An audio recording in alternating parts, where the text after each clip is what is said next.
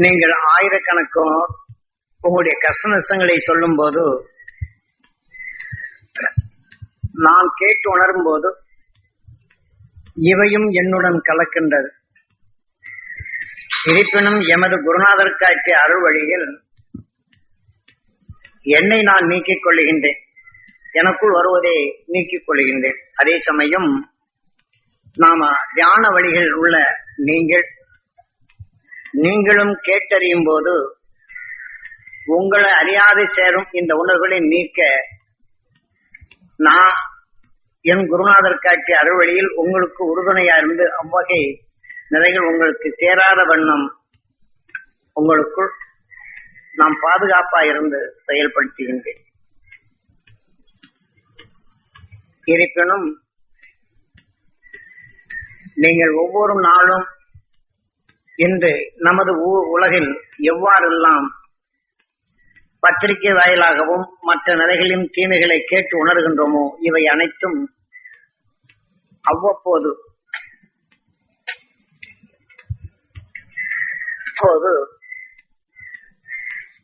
உங்களுக்கு கொடுத்த இந்த தியான சக்தியின் துணை கொண்டு ஆத்ம சுத்தி செய்து கொள்வதே நலம். அதை பெறச் செய்வதற்கேதான் அடிக்கடி உங்களுக்குள் உபதேசிப்படும். உதாரணமாக இதுவரையிலும் நாம் தபோவனம் ஆரம்பித்து 8 வருடங்கள் ஆகின்றது. மிகவும் சக்தி வாய்ந்த மா மகரிஷி ஈஸ்வரபட்டாய குருதேவர் அருளிய அந்த அருள் சக்தியை நீங்களும் எளிதில் பெறவும், பௌர்ணமி நாட்களில் உங்களுடைய எண்ணம் விண்ணை நோக்கி செல்லவும்,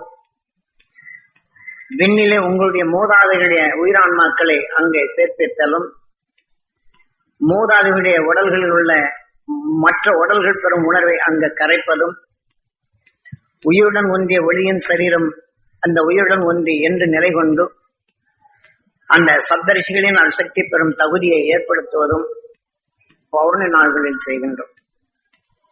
அதே சமயம் அந்த பௌர்ணமி நாட்களில் மிக மிக சக்தி வாய்ந்த உணர்வுகளை உங்களிலே பதிவு செய்கின்றோம். அந்த பதிவின் துணையால் நாம் எடுப்பதற்காக முந்தைய நிலைகளில் சப்த ரிஷிகளின் அருள்சக்தி என்று சொல்லியிருப்பேன். ஆக 6வது அறிவை 7வது நிலைகள் இயங்கிக் கொண்டிருக்கும் அக்காலம் நம் மகரிஷிகள். அதற்கடுத்து சப்த ரிஷிகள் 7வது உணர்வினை இந்த உடலில் இருந்து சிருஷ்டிக்கும் வன்மைகள் பெறுகின்றார்கள். அவர்கள் மனிதர்களாக வாழ்ந்த காலங்களில் அவர்கள் இன்று வெளிப்பட்ட அலைகளை சூரியன் காந்த சக்தி கவர்ந்துள்ளது. சப்தரிஷி சப்தரிஷிகளின் அருள்சக்தி பெற்ற பின் சப்தரிஷி மண்டலங்கள் என்ற நிலைகளை அடைகின்றார்கள். ஆக மண்டல அமைப்பு ஒருவருக்கொருவர் இணைந்து செயல்படும் தன்மை பெறுகின்றார்கள். முதலே நட்சத்திரம், 2வது கோள், 3வது சூரியன். ஆனாலும் அதனுடைய ஒரு மண்டலமாக இயக்கி தொடர்வது போல சூரியனின் அரவணைப்பில் எவ்வாறு மற்ற கோள்கள் இயங்குகின்றதோ ஒவ்வொரு விதமான உணர்வு கொண்டதும், இதே போலதான் மகரிஷிகள் தன் இச்சையாக அவருக்குள் விளைய வைத்த இந்த உணர்வின் சக்தி சப்தரிஷிகளாக 7வது ஒளியின் சரீரமாக ஒளி கொண்டு இருளை போக்கி, ஆக என்றும் இருளை போக்கும் உணர்வை தனக்குள் விளைய வைத்துக் கொண்டு வரும் நிலைகள் தான் சப்தரிஷிகள் சிசித்துக் கொண்டுள்ளார்கள். அவர்கள் உணர்வில் இருந்து சப்தரிஷி மண்டலங்களாக ஆகி இன்றும் அந்த துருவ நட்சத்திரத்துடன் தொடர் கொண்டு அவங்க இயங்கி கொண்டு உள்ளார்கள். அவருடன் இணைப்பதற்குத்தான் சாதாரண நிலைகள் சப்தரிஷிகளின் அருள்சக்தியை நாம் பெறலாம். ஆனால் சப்தரிஷிகள் என்ற நிலைகளிலும் இன்னொன்று உண்டு. இந்த அரசர்கள் மந்திர ஒளிகளால் சிருஷ்டிக்கப்பட்டு அந்த காவி நிலை அதற்கு உகந்த சல புராணங்களை அமைத்து அரசர்கள் மக்களை தன் கீழ் அடிமைப்படுத்தி மதங்களாகவும் ஜனங்களாகவும் சிருஷ்டித்துக் கொண்ட ரிஷிகள் உண்டு. அதே சமயத்தில் தன் மதத்தின் உணர்வின் தன்மையை தனக்குள் முனியாக வலுகொண்ட எனக்கு மீறியது எவரும் இல்லை, எவர் சொல்லும் கேட்பதில்லை என்ற முனிகளாக இருந்து அவர் வழியிலும் மதத்தின் தன்மை கொண்டு பக்தியின் நிலைகள் கொண்டு உருவாக்கிய நிலைகளும் உண்டு. அந்த அலைகளும் இங்கே தொடர்ந்து உண்டு. ஏனென்றால் பக்தி மார்க்கங்களில் நாம் பற்றுள்ள உணர்வுகள் கொண்டும் அதுல சிருஷ்டித்தவன் அனைத்தும் ரிஷிகளாக முனிகளாக இருந்தவர்கள் அரசர்கள். அரசன் தன் நாட்டுப்பற்றும் தன் பற்றும் தான் உலகிற்கு எப்படி நான் தான் என்ற நிலையில் ஆண்டவன் தூதுவன் என்ற மதத்தின் அடிப்படையில் இயக்கினரோ அதன் பற்றுடன் நாம் கொண்டு வரப்படும் போது இப்போ பக்தி மார்க்கத்தில் உள்ளவர்கள் நான் தெய்வத்தை வணங்கி வருகின்றேன் என்ற இந்த முனித்தன்மை, எனக்கு எல்லாம் தெரியும், எதையும் எனக்கு சமாளிக்க முடியும், நான் பக்தி கொண்ட தெய்வம் எனக்கு செய்யும் என்று இருப்போரும் உண்டு. இதை போல மகா மந்திரங்களை கற்று உணர்ந்தவர்கள் மதத்தின் அடிப்படையில் அவர்கள் இயக்கினாலும் அந்த முனித்தன்மைகள் அடங்கி நான் என்ற ஆணவம் கொள்ளும் அவருடைய நிலைகளும் உண்டு. அத்தகைய பழக்கப்பட்டவர்கள் நம்மில் நாம் அனைவருமே உண்டு. ஏனென்றால் எந்த மதத்தில் நாம் இருந்து வெளிவந்தாலும் அந்த மதங்கள் காட்டிய அறநெறிகளை படித்து அதன் வழிகளிலே வாழ்ந்து வந்தவர்கள் நாம். இதை போல அரசர்கள் கண்டுணர்ந்த அந்த உணர்வுகள் மதத்தின் பிடிப்பாக நமக்குள் பதிவு செய்த முனித்தன்மைகள் நமக்குள் உண்டு. ஆகவே அனைவரும் பெற்றுள்ள நாம் இதை நாம் நல்வழி செல்ல வேண்டும், மகிழ்ச்சியின் அசக்தி பெற வேண்டும் என்ற இந்த முனித்தன்மை வலுகொண்டு நம்மை அங்கு இயங்கா நிலை செய்யும்.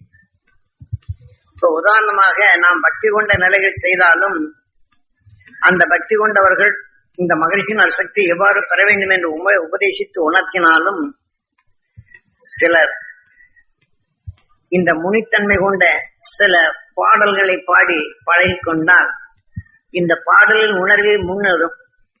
அந்த பாடலின் உணர்வின் தன்மை முன்வரப்படும் போது இப்ப கொடுக்கும் அருஞான இனத்தை இணைக்கு விடாது தடுக்கும். சில பேர் பட்ட முனித்தன்மை கொண்ட பக்தி மார்க்கங்களிலும் மதத்தின் அடிப்படையில் அவர்கள் கவி புலமையால் எடுத்துக்கொண்ட உணர்வின் நிலைகளை மற்ற பாடலுடன் பதிவு செய்து கொண்டால் அந்த புலமைகள் புலவர்கள் மற்ற இவர்கள் எடுத்துக்கொண்ட உணர்வுகளை முன்னிக்கும். இப்ப நாம் உபதேசிக்க நிலையில் அது முன்னெழுந்து நின்றுவிடும். நாம் இந்த புவியின் பற்றை அற்று அந்த மகிழ்ச்சியின் அணுசக்தி இணைக்க தொடர்ந்தாலும் அவர்களுக்கெல்லாம் இணைப்பது மிகவும் கடினம். அந்த வகையில் பக்தியின் புலமைகளை அதிகமாக எடுத்துக்கொண்டவருடைய நிலைகளையும் ஒரு சிலரே மீடுவர். ஆக 100க்கு ஒரு 10 பேர் தேர்வதே மிக கடினம். காரணம் அவர்கள் மதத்தின் நிலைமைகள் கொண்டு ஞானிகள் என்ற நிலைகளும் புலமைகள் பாடியும் ஆக பரிணாம வளர்ச்சியில் வளர்ந்த உயிரினங்களின் அது உணர்வுகளை பற்றி புலமைகள் பேசினாலும் அந்த புலமைகளே முன் வந்து எண்ணும். ஆனா மூலத்தை இவர் அறியார். ஆக மூலமற்ற நிலைகள் கொண்டு வாதிக்கும் நிலையைதான் அவர்களுக்குள் அதிகமாக விளையும். வாதிடும் திறமைகள் உண்டு, ஆனால் மெய் ஒளி பெறும் உணர்வினை அவர்கள் ஏற்றுக்கொள்ளும் மனப்பண்பு வராது. ஆக வாதிடும் திறமைகள் ஆகப்படும் போது அந்த முனித்தன்மை என்ற நிலையை இங்கே அடையும். இதை போன்ற நிலைகளிலிருந்து நாம் அனைவரும் விடுபட வேண்டும். ஏனென்றால் இந்த முனித்தன்மை கொண்டவனுடைய வாக்குவாதம் அதிகமாக வைத்தால் நாம் இவ்வளவு சாமி நம்மளுக்கு சொல்லி இருக்கிறாரே என்ற நிலைகளை கலந்து எதிர்மறையான பொறிகள் ஒரு கல்லுடன் உராயப்படும் போது பொறிகள் எழும்புவது போல ஆக இதைக்குள் நமக்குள் வெறுப்பும் வேதனையும் அதிகமாக தொடர்ந்து வரும். இதனால் நமக்குள்ள உறைந்திட உணர்வு கொண்டு கலர்களில் சில மாற்றங்கள் ஏற்படுத்துவது போல நமது உயர்ந்த குணத்தையும் மாற்றம் ஏற்படும் நிலைகள் வந்து விடுகின்றது. என பல கலரை தனித்தன்மை இருப்பினும் அதோடு மற்ற கலர்கள் இணைக்கப்படும் போது நீங்க என்னதான் வாய்ச்சி சொல்லுங்க, சொல்ல சொல்ல அவர்கள் வெறுக்க உங்களுக்குள் அந்த அதை மாற்று பொருளாக சொல்வார்கள். அப்போது உங்க உணர்வுகளும் இதை போல மாறுபட்டு அது ஒரு சேஞ்ச் ஆக நாம் போகும் பாதைக்கு ஒரு தடை விதிக்கும் நிலையாக வந்துவிடும். வேற ரொம்ப கவனம் தேவை. காரணம் அப்பாய நிலைகள் கிடைத்தாலும் உங்கள் கொடுத்த இந்த துணை கொண்டு நீங்கள் அந்த சக்தியை பெற வேண்டும். எது நமது எல்லை அந்த சப்தரிஷிகளின் சக்தி நான் பெற வேண்டும் என்ற எண்ணத்தால் எண்ணி இது பலமுறை தூய்மைப்படுத்திக் கொள்ள வேண்டும். அவர்கள் அறியா இருள்கள் நீங்க வேண்டும். அவர்கள் பொருள் காணும் நிலைகள் பெற வேண்டும் என்று எண்ணுதல் வேண்டும். ஏனென்றால் நாம் அறிந்து கொள்வதோ சாமி சொன்ன நிலைகள் பற்று கொண்டு நீங்க வளர்ந்தாலும் இந்த பற்றையும் நீக்கிடும் அசுத்தங்கள் நிறைய உண்டு. ஏனென்றால் மதத்தின் அடிப்படையிலும் இனத்தின் அடிப்படையிலும் வளர்ந்து வந்த நாம் ஒரு குடும்பத்துக்குள்ளேயே நாம் சொல்வோம், எல்லாம் செய்வோம், சீராகும் என்று எண்ணுகின்றோம். இவ்வாறு எண்ணி வந்தாலும் அதே சமயத்தில் நாம் ஒரு பையன் வேறொரு மார்க்கத்தில் அவன் கடைபிடிப்பான். இவருக்கு மூளையே இல்லை என்று சொல்வார். நீங்கள் போகும் மார்க்கத்தை இவருக்கு அறிவில்லாத நிலைகள் செல்லுகிறார் என்று அவர் வைத்துக் கொள்வார். ஆனால் அவன் அறிவுடன் செய்வதாகவே அவனுடைய எண்ணங்கள் தோற்றங்கள் இருக்கும். தீங்கு செய்தான் என்றால் அது தீங்கு என்னால் வரவில்லை, என் தாய் தந்தையினால் தான் வருகின்றது, என் நண்பனால்தான் நான் தீங்கு செய்கின்றேன் என்று நியாயத்தை கற்பிப்பான். ஏனென்றால் அவனுக்குள் எடுத்துக்கொண்ட உணர்வின் இயக்கங்கள் இந்த நல்ல உணர்வை மறைத்து இந்த தீமையின் உணர்வின் இயக்கங்களுக்கு அழைத்து செல்லும். ஆகவே இதை போல எதனுடன் கலந்தாலும் எது அதிகமோ அதன் நிலைக்கே வரும், எது அதிக நிலையோ அதன் நிலைகள் கொண்டு கேட்கணுன்ற நிலைகளும் இருக்கும். இது இயற்கையில் உணர்வின் இயக்கங்கள் இது. ஆகவே இதை போன்ற நிலைகள் எதுவாக இருப்பினும் நீங்கள் மனதில் கடைபிடிக்க வேண்டியது எல்லை அது. நாம் இனி பிறவாத நிலைகள் பெற வேண்டும். நீங்கள் எவ்வளவு உயர்ந்த நிலைகள், செல்வமும் செழிக்கவும் உடலை ஆரோக்கியமான நிலைகளும் பண்படும் நிலைகள் கொண்டு பல உயர்ந்த மருந்துகளும் உயர்ந்த சத்துள்ள உணவுகளும் கொடுத்தாலும் அந்த ஒரு செடி நீங்கள் எவ்வளவு உரம் கொடுத்தாலும் அதனின் இனத்தின் தன்மை கொண்டு தன் வித்தினை விளைவித்து விட்டால் அது செடி மடிந்து விடுகின்றது, தன் இனத்தை உறுதி செய்து விடுகின்றது. பின் தன் இனத்தின் வித்து மீண்டும் தன் இனத்தை பெருக்குகின்றது. தாய் செடி எந்த சத்தினை விளைவித்ததோ அதை வெந்து வெளியில் அதந்து அந்த சத்துகள் வெளிப்படைப்பு உள்ளது. ஆகவே அதை போல அது நமக்குள் இது விளைந்து கொண்டே இருக்கும். இத்தகைய விளைவுகள் நமக்குள் அது உருவரும் நிலைகளை உருமாற்ற வேண்டும். ஆகவே இதை போல நாம் ஒவ்வொரு செடியும் ஒவ்வொரு விதமான உணர்வுகளை வித்துகளை உருவாக்குகின்றது. பின் அது மடிந்து விடுகின்றது. பின் அந்த உணர்வின் சத்தை எடுக்கின்றது. இதை போலதான் நாம் பிறருடைய எண்ணங்கள் நாம் எடுத்துக்கொண்டாலும் அவர் மேலேயே நினைவு வரும். என்னை இப்படி பேசினான் என்ற வித்து வரும். ஆக அந்த வித்தின் தன்மை எடுத்து அந்த அவர் உடலில் விளைந்த உணர்வுகள் இங்கே விளைந்த பின் அவரை விட்டுவிடும். ஆக நம்முடைய எண்ணங்கள் என்ன வரவங்க இப்படி பேசுறான்னு எல்லாத்தையும் நாம் இந்த வயசிட்டோம். யார் சொன்னாலும் கேட்க மாட்டோம். ஏனென்றால் இந்த உணர்வுகள் பதிவின் நிலைகள் வரும். ஆக மனிதனான நாம் நமது நிலையை நமக்குள் சிந்திக்கும் திறனை இழக்க செய்து விடுகின்றது. நாம் உயர்ந்த பண்புகளை அதை அழித்து விடுகின்றது. இதை போன்ற நிலைகள் தான் இன்று உருவாக்கி கொண்டு உள்ளது. அதை நாம் தடுத்தல் வேண்டும் என்பதற்குத்தான் எமது குருநாதர் இதையெல்லாம் சொல்லுவார். சொல்லிவிட்டு அதை 100 பேர், அப்புறம் லட்சம் பேர், அப்புறம் கோடி நான் ஒரு தெலுங்குல நான் கோடி இருந்தா போய் சாப்பிட்டு விழுந்தேன். கோடின்னு சொன்னோடனே நான் கோடின்னு சொல்றேன். இது சொன்ன உடனே 2 பேருக்கும் தர்க்கமாகும். அப்ப கோடின்னு சொல்லிவிட்டு ஊங்கி அடிச்சாருன்னாங்க. அப்ப நம்ம கண்ணாமொழி எல்லாம் தெரியப்படும். யானைக்கு பலமா எனக்கு பலமா பாரு. அதனால யானைக்குதான் பலம் சொல்லி யானைகிட்ட கூப்பிட்டு போனார். அது தும்பிக்கையில எப்படி அடிக்க இவர் அடிக்கிறார். இப்படி அடிச்ச உடனே இப்படி வீசுனா அப்படி தும்பிக்கை கையில பிடிச்சிருக்காரு. அதை இழுக்கி பிடிச்ச உடனே இழுக்கிறார். வீடுன்னு கத்துது. பழனியில கோயில்ல தான் இந்த யானை மகத்தால் என்னதான் சத்தம் போடணும் எல்லாம் வீடு சத்தம் போடணும். அது பயங்கரமா இவர் போட்டு உழுப்புற அது உழுப்புது, இவர் அதை உழுப்புற ஒட்டம்பே ஆட்சி படைக்கிறார். அது சங்கில கெட்டி இருக்கிற பெண்ணு அப்படி சொல்லிட்டு இருந்தவர் என்னை பிடிச்சு அடிச்சா எப்படி இருக்கும் அடிப்பாரு. எனக்கு என்னுடைய நிலையே பூரா மறந்துடும். அப்பதான் கோடிங்கிறது. அதாவது இந்த விண்வெளியில எத்தனை வகையான நட்சத்திரங்கள் இருக்குது அப்படிங்கிற போது அந்த நட்சத்திரத்துக்குள்ளுக்கு இந்த ரூசி வர்றதற்கு அந்த ஒளிகள் கலர்கள் வருவதற்கு எத்தனை கோடி அண்டங்கள் இருந்து கிடைக்கு தெரியுமா அப்படின்றார். ஒரு நட்சத்திரம் ஒரு ஒளியை கொடுப்பதற்கு எத்தனையோ கோடி நட்சத்திரங்களை அதை சேர்த்து இந்த நட்சத்திரம் மீதாக இது கோடி, அது கோடி. அதுல இருந்து கோடியா வரப்பட போகும்போது இந்த தாவர இனங்கள் ஒவ்வொன்றும் காரமா வர்றதற்கு எத்தனை காரம் மிளகாய் கோடிம்பார். இந்த காரத்தை கோடிக்குள் கோடி எப்படி உண்டானது, அந்த கோழியின் உணர்வுகள் இங்க வரும். அந்த கோழி என்ற காரத்தின் ருசி வருவது போல் நமக்குள் இதே மாதிரி எண்ணங்கள் பல சேர்த்து கோபத்தின் உணர்ச்சிகள் எப்படி உருவாகும். கோபத்தின் உணர்ச்சிகள் வரப்போகும்போது அந்த உணர்வின் பொறிகள் எப்படி நோயாக மாறும். இப்படி கோடி கோடி கோடி என்று அன்னைக்கு கூறாம சோறு அடிதான் சோறு. இப்படித்தான் நான் அறிந்தேன். ஏனென்றால் இதையெல்லாம் நீங்கள் தெரிந்து கொள்வதற்கு தான். என்னமோ சாமி லேசா வந்து சொல்றேங்கிறது இல்லாத வழி உங்களுக்குள் குருநாதர் காட்டிய உணர்வலைகளை நமது வாழ்க்கையில் நாம் தவறு செய்யாமலே நம்மளை கோபக்காரனாக செய்து, வேதனைப்படக்கூடியவனாக செய்யுது. ஆக தாய் தந்தை மறக்க செய்து, தாய் தந்தை வளர்க்க வேண்டும் என்று எண்ணாலும் இடைப்பட்ட உணர்வுகள் நம்மை தடுக்குது. இப்ப மனைவி மக்கள் இடத்துல தாய்க்கும் மனோஜகம் ஆகாது அப்படிங்கிற இந்த நிலைவரப்பும் இந்த உணர்வுகள் இதோடைய இருக்குது. இதுல பிளந்து தள்ளணும்னாலும் முடியறதில்லை. சில குடும்பங்கள்ல இப்படி இருக்கு. அப்ப அதே சமயத்துல தாய்க்கும் மகனுக்கு ஆகல. தாய் தான் கடவுளுங்கிறோம், தாய் தான் தெய்வம் என்கிறோம், தாய் தான் குரு என்கிறோம், தந்தை தான் கடவுள் என்கிறோம். ஆனால் சொன்னாலும் சாமி சொல்றதுக்கு இதுக்கும் புறம்பாக்கு. காரணம், ஒரு உடல்ல உணர்வின் தன்மையை ஒரு வித்தினை விளை வைத்தால் அதை பல கோடி ஆகிவிடுது. ஆக ஒரு உணர்வின் தன்மையை எடுத்துக்கொண்டு மற்ற உணர்வோடு சேர்க்கப்படும் போது இங்க மனிதன் என்ற தன்மையை பிரிக்கப்படும். ஆக இந்த பிரிப்பிலிருந்து மீள்வதற்கு முடியவில்லை. மிளகாய் வச்சாச்சுன்னா காரம் காரம் தான் சொல்லும். ஆக அதற்கு பக்கத்துல இஞ்சியுடைய காரத்தை எடுத்தோம்னா அது காரம் காரம் தான் சொல்லும். இஞ்சி எந்த உணர்வு அதுதான் தரும். ஆக காலத்துக்குள் இஞ்சி மிளகு இவைகளுக்கு உள்ளானது போல இந்த கோப குணங்கள்லயே நியாயங்களையும் பேசும். ஆனா கோபங்கள் என்ன செய்யும், தன் இருப்பிடத்தை ஸ்ட்ராங் படுத்திட்டு அதை போக்கணும் அப்படிங்கிறது தான் இப்ப சொல்றோம். காரணம், இது எல்லாம் குருநாதர் என்கிட்ட இருக்கக்கூடிய வெறுப்புகளை எல்லாம் பண்ணி சில அடிச்சு விண்ணுலக ஆற்றல காமிச்சார்.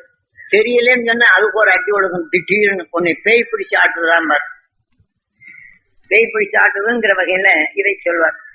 அப்போதான் அந்த பேய்ங்கிறது என்ன அப்படிங்கிற போது, ஒரு மனிதனின் உணர்வில் விளைந்த உணர்வுகள் அவனை ஆட்சி படைத்த அதே செயல், அவன் எந்த உடலை அழிக்க எண்ணானோ, தன் உடலையோ அல்லது மற்றாருடைய உடல்களை அழித்திட வேண்டும் என்ற ஆணவம் கொண்ட உணர்வுகள் அங்கே விளைந்தது. அந்த காண உணர்ச்சியுடைய நிலைகளை நீ வேடிக்கையாய் பார்க்கின்றாய், நீ தர்மத்தனை நீ கடைபிடிக்கின்றாய். அவனை பார்த்த பேய் குணம் உன்னிலேயே வந்து படைந்து விடுகின்றது. அப்ப இது படித்த பின் உன்னுடைய நியாயம் இந்த கோபத்தை கொண்டே அதை நீக்க வேண்டும் என்று சொல்லுகின்றது. சொல்லி பாக்குறோம், தப்பா சொன்னா நினைச்சு இது எப்படி ரெண்டுல ஒண்ணு பாக்கணும் தான் வருது. இந்த நல்ல கூட நீ இரு, நான் பாத்துக்கிறேன். தான் ஓம் நமச்சிவாய சிவாய நமவும். இப்படித்தான் தன் உணர்வின் செயல்கள் இப்படி வந்து சேர்ந்து விடுகின்றது. இதை போல இந்த உணர்வுகள் எங்கிருந்து வந்தது? இயற்கையில் என்று ஒரு புழு ஒரு செடியின் சத்தை கவர்ந்தது என்றால் அந்த செடி நல்ல செடியாக இருக்கின்றது. அந்த சத்தின் தன்மை கொண்டு அந்த புழு உருவானால் அதை நம்ம மேல ஊறினாலும் ஒன்றும் தெரியறதில்லை. ஒரு விஷச்செடியில் விழுந்த ஒரு அந்த உயிர் அந்த விஷச்செடியின் சத்தை அது நுகர்ந்து அதனின் உணர்வின் தன்மை உடலானால் அது நாம் மேலப்பட்டா மேல அரிக்க ஆரம்பிச்சு. இதை போல ஒரு விஷச்செடியின் தன்மை கொண்ட ஒரு உயிரனும் அந்த விஷத்தின் காரத்தின் நிலைகளானாலும் எந்த செடியில் பட்டாலும் அந்த செடியின் சத்தை இந்த விஷத்தன்மையாக மாற்றிக்கொள்ளும். ஆக அந்த விஷத்தன்மை அதற்கு உதவி, ஆக அது பாதுகாப்பாக ஆகின்றது. இதை போல அந்த விஷமான உணர்வுகள் எவ்வாறு இயக்குகின்றது என்ற நிலையை காட்டுவதற்குத்தான் தான் கோடி கோடி கோடி கோடி என்பது போது எங்கேயோ தோன்றிய நிலைகள் வேறிடத்தில் இருந்த உணர்வுகளும் கோடி கோடியாக மாறுகின்றது. பல கோடிக்கு மற்ற அணுக்களின் அணுக்கள் சேர்த்து இன்று நாம் மனிதனாக வருவதற்கு கோடியில் கோடி, எத்தனையோ கோடியில் கோடி கோடியில் கோடி கோடியில் கோடி. இப்ப நாம் என்னமாக பேசுறது என்றால் இதை போல வான் வீதியில் இருக்கக்கூடிய உணர்வுகள் இங்கே வருகின்றது. இதைத்தான் நாம் மனித உணர்வுக்குள் இது பட்டத்தின் இதனின் நிலை தனப்பூக்க அது மாறுகின்றது என்ற நிலையை உணர்த்துவதற்குத்தான் இந்த அடியை கொடுத்து என்னை பிரம்ம பிடிச்ச மாதிரி செயல்படுத்த சொல்லி உண்மை நோக்கி ஏக சொன்னார். அதைத்தான் உங்களுக்கு அவர் அடி கொடுத்தார், உங்கள் சொல் அடி கொடுக்கின்றேன். இந்த உணர்வின் தன்மை உங்களுக்குள் ஆழப்பது சீதா ராமா. ஆக இந்த அம்புகள் பாய்கின்றது. கோபத்தால் சொல்லும் போது இந்த சொல் உங்க உணர்வுகளை தூண்டுகின்றது. அப்போ அது பதில் அவையை வருகின்றது. இதை போலதான் கோடியில் கோடி என்ற நிலைகளில் விண்ணுலக ஆற்றலை தனக்கு உணர்வின் ஒளியாக மாற்றி அவர் கண்டுணர்ந்த உணர்வை அடியால் கொடுத்து உணர்வின் தன்மை அங்கு உந்தச் செய்து அந்த உணர்வின் அழுகோலை அறியும்படி செய்தார். இங்கு அடி எப்படி அவருடைய சக்தி உரைகின்றதோ இதை போன்றதான் அந்த உணர்வின் தன்மை விண்ணின் ஆற்றலும் அது உருவாக்கும் மாற்றமும் மண்ணுலையில் வரப்படும் போது இந்த கோடி கோடி கோடி என்ற இந்த நிலைகளை இங்க கொண்டு வர சொல்ற. நீ இந்த கோழி அடுத்த என்ன சாப்பிடுவ, நீ சாப்பிட்டவனே நீ கோழியா போடுற, நீ அந்த கோழியை நீ சாப்பிட்டேன்னா இந்த கோழி நிலைகளுடைய நிலைகளை வெல்வ அப்படிம்பாரு. நான் கோழின்னு சொல்ல போப்போ இந்த கோழியை நீ அறுத்தேன்னா நீ சாப்பிடுற, நீ அடுத்தாப்படி கோழியா பிறப்ப அப்படின்னு சொல்லிட்டு நீ அந்த கோழியா அப்படிம்பாரு. அந்த கோழின்னா ஒரு சப்தரிஷி மண்டலங்கள்ல பல கோடி உணர்கள் கோடி கோடி கோடி கோடி என்ற நிலைகளில் ஆக தீமைகள் அகற்றிய நிலைகள் கொண்டு உயிருடன் ஒன்றி ஒளியாக நிற்கும் அந்த கோழிதான் அதை அறுத்து சாப்பிடுறோம் அப்படின்னாரு. சும்மா சாதாரணமா போய் வைக்கிற. அதனால சாதாரண நிலைகள் நீங்க உணவாக உட்கொள்ளும் நிலைகள் இருந்தாலும் அதை நீ எதை எப்படி உருவாக்க வேண்டும் என்ற நிலைகளில் நான் தெரிஞ்சோ தெரியாம கேள்வி கேட்டாலும் அந்த கேள்விக்குள்ளே கேள்வி கேட்டு அந்த கேள்வியின் உணர்வை கொண்டு பதிலை கொடுப்பார். அது எவ்வாறு இயக்குகின்றது, நீயா அல்லது நானா? ஆக நீ பேசுவது நீயா, நான் பேசுவது நானா? ஆக நான் என்பதற்கு ஏதோ ஆகின்றது. நாம் எடுத்துக்கொண்ட உணர்வு உயிருடன் இயக்கத்தை கொண்டு வரப்படும் போதுதான் நான். இப்ப அந்த மைக்கிலே பேசிய உணர்வின் தன்மை கொண்டு அந்த கணக்கிலே இயக்கப்படும் போது அந்த சொல்லின் தன்மையாக இயக்கு. உயிரின் ஓட்ட நிலைகளும் இதைதான். இந்த உணர்வு எதுவோ அதைதான் இயக்கு என்ற நிலைகளையும் மெய்ஞானிகள் கண்டுணர்ந்த உணர்வின் தன்மையை அது எவ்வாறு என்ற நிலைகளை பூமிக்குள் மண்ணாவதற்கும் கல்லாவதற்கும் வைரமாவதற்கும் மூலம் பல கோடி நிலைகளை இது விளங்கியதுதான். அது உணர்வின் தன்மை விளைந்து அதிலே தாவர எண்ணங்களாக விளைந்து உனக்குள் எண்ணமாக வருவதென்றால் கோடிதான். ஆக கோடி என்று இல்லாதபடி வேற எதுவும் இல்லை. நீ எந்த கோழியை சாப்பிடுற, எந்த குட்டியை சாப்பிடுறன்னு கேட்பாங்க. இதுல விளக்குங்களே நான் சொல்வதற்கு சொன்னாலும் தெலுங்கு பாஷையில கோடி, ஆனா நாம் தமிழ் எடுக்கும் போது கோழி என்ற இதே மாதிரி இந்த கோழிக்கும் கோழிக்கும் வித்தியாசம். சொல்லுடைய தொடர்கள் எதுவாக இருப்பினும் இது பாஷையின் முறை கொண்டு அது வேறையாக மாறினாலும் நான் கோழிங்கிறேன், நீ கோழிங்கிறேன் அப்படிங்கிற இந்த உணர்வுகளைத்தான் தெளிவாக எடுத்துரைத்தார். ஆகவே இதை போல விண்ணின் ஆற்றலை என்னையே இந்த உணர்வுடன் ஆக உடல் இங்கே இருக்கும். உதைத்த உணர்வுகள் அவருடன் ஒன்றிய உணர்வுகள் அங்கே விண்வெளிகள் பரப்பச் செய்வர். அந்த பரவிய உணர்வுகள் அங்கே அடையும். அடைந்த உணர்வு இங்கே அடித்த உணர்வு இங்கே இழுக்கும். எடுத்த உணர்வுண்டுதான் என்னை அறிவித்தார். நீ யார், எப்படி வந்த, எந்தெந்த வழியெல்லாம் வந்த அப்படிங்கிறது கனாப்பானது போல அணுவாக தோன்றி உணர்வின் தன்மை உயிர் அணுவாக எப்படி நீ உன் உயிரை உண்டானது என்ற நிலைகளும் விண்ணிலே உயிர் உண்டாவதற்கும் இதிலும் பல கோடி கோடி கோடி கோடி என்ற நிலைகளும் ஆக பார்த்தால் உயிரின் துடிப்பு ஒன்றாக இருக்கும். ஆனால் எத்தனை கோடி உணர்வுகள் கலந்து உயிரின் துடிப்புக்குள் இணைந்து அது இயக்கமாக உருவாகுகின்றது என்ற நிலைகளும் ஒரு அணுவின் தன்மை மற்ற கோள்கள் நிலைகள் வரப்படும் போது இந்த உணர்வின் தன்மை கோடி கோடி கோடி கோடி கோடி ஆக அந்த காரத்தின் உணர்வின் தன்மை எவ்வாறானது, கசப்பின் தன்மை எத்தனை கோடி சேர்ந்து இதை கசப்பானது. ஆக இதை போல சுவையின் உணர்வும் மனத்தின் நிலைகள் எது இணைந்ததோ அது மனமாக எப்படி மாற்றுகின்றது, இவையெல்லாம் சேர்த்துதான் கோடி கோடி கோடி என்று. இப்ப கோடிசாமியார் ஒருத்தர் இருக்கிறார். அவர்கிட்ட போனாலும் அவர் உடல்ல தெரிந்து கொள்ள வேண்டும் என்ற அரசனாக இருந்து பல மந்திரங்களை கோடி ஜபம் செய்து கோடியின் நிலைகள் கொண்டு சொர்க்கம் என்ற நிலைகளை தேடி வந்தவர். ஆனாலும் அதிலே இழக்கப்பட்ட நிலைகள் கொண்டு ஒன்றுமறியாத உடலுக்குள் புகுந்து இன்று கோடி கோடி கோடி. ஆனாலும் கோடி என்றாலும் இவரை சாதாரண எந்த மாமிசத்தை கொடுத்தாலும் சாப்பிடுவார். அதாவது இவர் கண்ணநாயர் கண்ணப்ப நாயனர் அவர் என்ன செய்தாருன்னா பக்தி நிறைகள் கொண்டு தான் வேட்டையாடி படைத்தாலும் ஆண்டவனுக்காக வேட்டையாடி அயரை கொண்டு அங்கு கொடுத்தான். ஆனால் இட்டு வந்தாலும் ஒரு நாள் அழுக போகும்போது கண்ணில் விரல வச்சு தன் கண்ணை நோண்டியே கொடுத்தார். இது பக்தி பெருக்கத்திற்கு இப்படி கொடுத்தாரு. கண்ணப்ப நாயனார் என்று அந்த கண்ணனுக்கு அறந்து ஈசனுக்கு சிவனுக்கு அவர் கண் கொடுத்தார் என்று. ஆக எதை அவர் கொடுத்தார், தன்னுடைய நிலைகள் கொண்டு இதை அடைத்து இதை தனக்குள் ஒவ்வொரு நிலைகள் வேதனைப்படுவதை அடைத்து தான் கொண்டு புசித்த உணர்வின் தன்மை எவ்வாறு என்ற நிலைதான் கண்ணப்ப நாயனாருடைய கதைகள். ஆக தனக்குள் எடுத்துக்கொண்ட உணர்வின் தன்மை அதை அழித்து ஆக அந்த கண் ஒளியின் தன்மை எது எதையாக தேடுகின்றது என்ற நிலையை அது உணர்த்துவதற்காக காவியங்கள் படைத்தது. பக்தி மார்க்கங்களில் இவர்களுக்கு தகுந்த மாதிரிதான் இதை ஏற்றுக்கொள்ளுகின்றார்களே தவிர இவருடைய உணர்வுகள் எதுவோ அதற்கு தகுந்தவாறு எழுதுகின்றார். ஆக கண் என்றார் இப்ப 1000 கண்ணுடையார் என்று சொல்வார். இப்ப நமக்குள் எந்தெந்த குணங்கள் இருக்குதோ அதன் நினைவு வரப்படுத்தும் போது அந்த உணர்வின் அலைவே தனக்குள் அறிந்து தனக்குள் கவரும். ஆக அந்த உணர்வின் தன்மை கொண்டுதான் அந்த உணர்வை நாம் தெரிந்து கொள்ளுகின்றோம். ஆக நமக்குள் சக்தியாக இருக்கும் நிலைகள் எந்தெந்த குணமோ இவையெல்லாம் இப்ப எனது நண்பனை பார்க்கின்றேன், பதிவு செய்து கொள்கின்றேன். இருந்தாலும் அந்த நண்பனை பற்றி நினைக்கப்படும் போது இந்த கண் தான். ஆக நண்பனின் விலையிலே விளைந்த உணர்வுகள் நமக்குள் கண்ணாக இருக்கிறது. இதை கண்ணுதான் அங்கே படம் எடுத்தது. அதே உணர்வு தான் எனக்குள் பதிவானது. ஆக அதை அறிந்தாலும் அந்த உணர்வின் சத்து இப்போ ஒரு செடி தனக்குள் இருக்குது என்றால் அந்த மனத்தை நுகர்ந்து மீண்டும் அது கண் அதனுடைய நிலைகளை தெரிந்துதான் எடுக்கின்றது. இதை போல் நான் கண்ணப்ப நாயனார் என்பது தனக்குள் தீமை செய்த உணர்வின் தன்மையை இணைத்து விட்டு இந்த சிவத்துக்குள் அந்த தீமை என்று நீக்கி அந்த உயிருடன் ஒன்றிய உணர்வின் தன்மையை இதை அழுத்தி காண்பித்தான் என்ற நிலைக்குத்தான் அங்க காவியங்களை கொண்டிருக்கின்றார். ஆகவே நமக்குள் 1000 கண்ணுடையாள் என்றால் நமக்குள் 1008 குணங்கள் உண்டு.